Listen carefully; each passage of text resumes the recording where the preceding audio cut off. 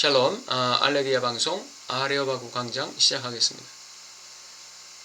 오늘 락강의 대학 담론이 기독교 신앙에 주는 함이란 제목으로 말씀을 전하겠는데요. 오늘 창세기 2장 17절 선악을 알게 하는 나무의 실과를 먹지 말라.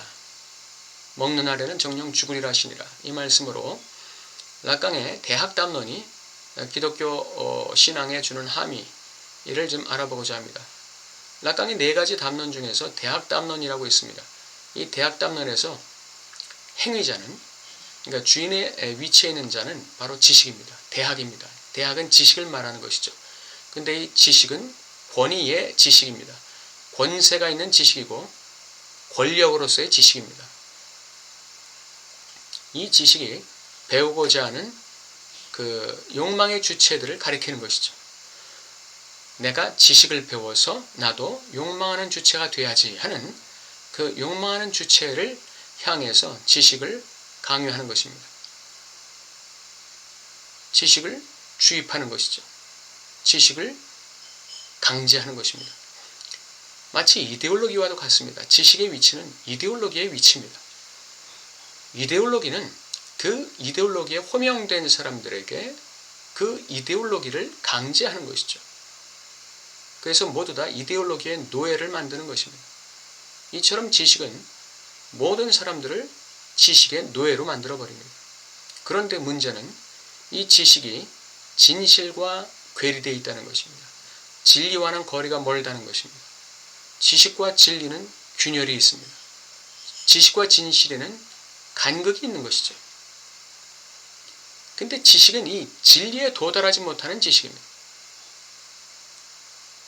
진실에 도달하지 못하는 지식이죠. 그 행위자로서의 그 권력으로서의 이데올로기로서의 주인으로서의 지식은 지식과는 거리가 있는, 다시 말하면 지식과 분열된 그러한 진리와 진실 또는 진리와 분열된 그러한 지식을 말하는 것입니다. 이러한 지식이 욕망하고자 하는 주체인 대상 A에게 너는 이 지식을 가져야 돼. 이렇게 강제합니다. 그러면 그 지식을 전달받은 이 A라는 욕망의 대상 원인, 즉 욕망의 주체가 되고자 하는 학생이라든지 배우는 자, 지식을 전달받는 자들은 그 주인 자리에 있고 행위자 자리에 있고 권력자 자리에 있는 이 지식이 자기에게 강제하는 지식을 받아서 마치 그게 진실인 줄 알고 욕망의 그 지식을 근거로 해서 욕망의 주체가 되어보지만 자신의 욕망과는 전혀 다른 욕망으로 자기를 인도하는 거예요.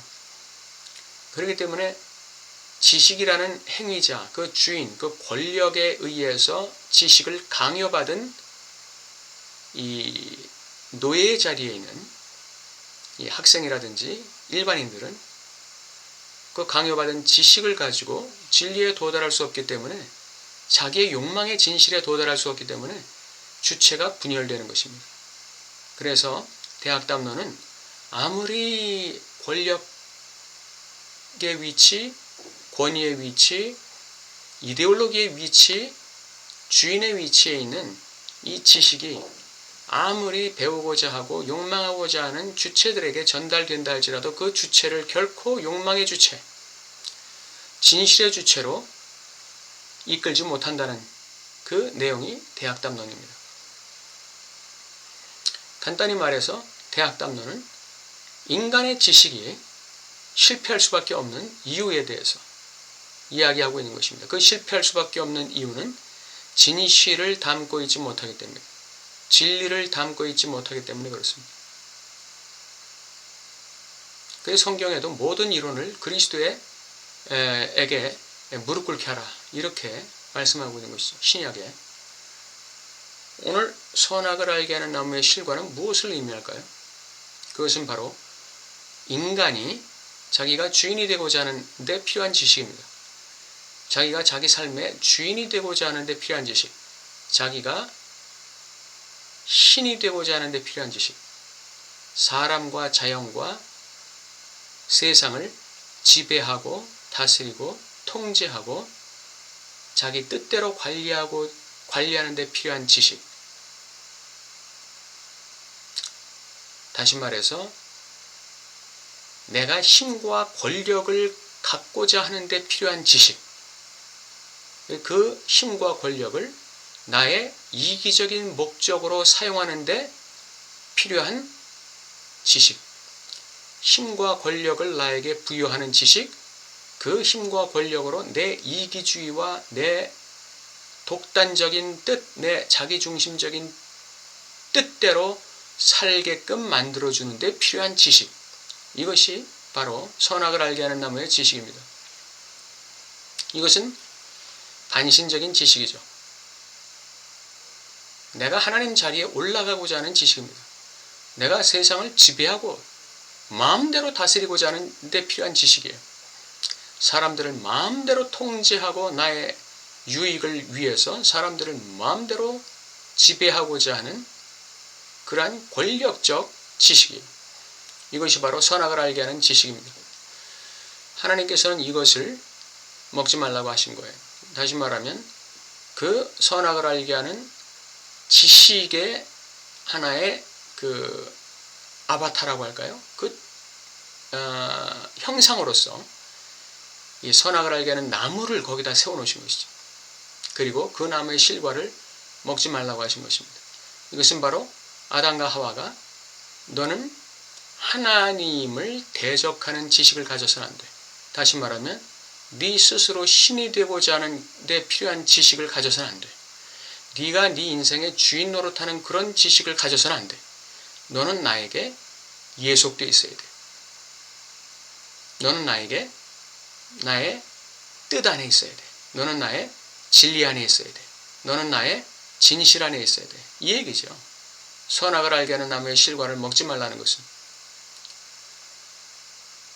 그런데 아담과 하와는 결국은 자신들의 그 욕망을 이기지 못하고 그 욕망의 원인이자 대상인 선악을 알게 하는 나무의 실과를 먹은 것이죠. 즉 지식을 먹은 것입니다. 하나님을 배반하고 살 수 있는 지식. 하나님 대신에 내가 하나님 돼서 내 인생을 좌지우지하는 데 필요한 지식.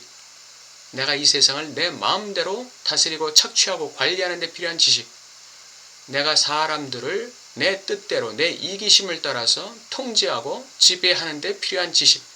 이 지식을 아담과 하와가 먹은 것입니다. 그 지식을 갖게 된 것이죠. 그래서 세상은 죄악이 관영한 세상이 된 것입니다.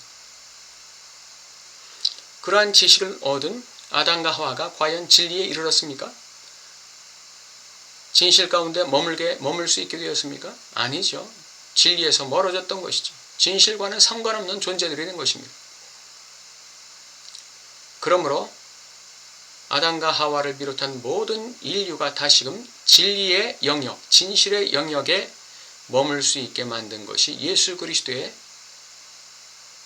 성육신이고 십자가의 구속 사건이었습니다. 예수 그리스도의 십자가의 구속을 통해서 우리는 다시 한번 하나님의 진리의 영역에 머물 수 있는 가능성을 얻게 된 것이죠.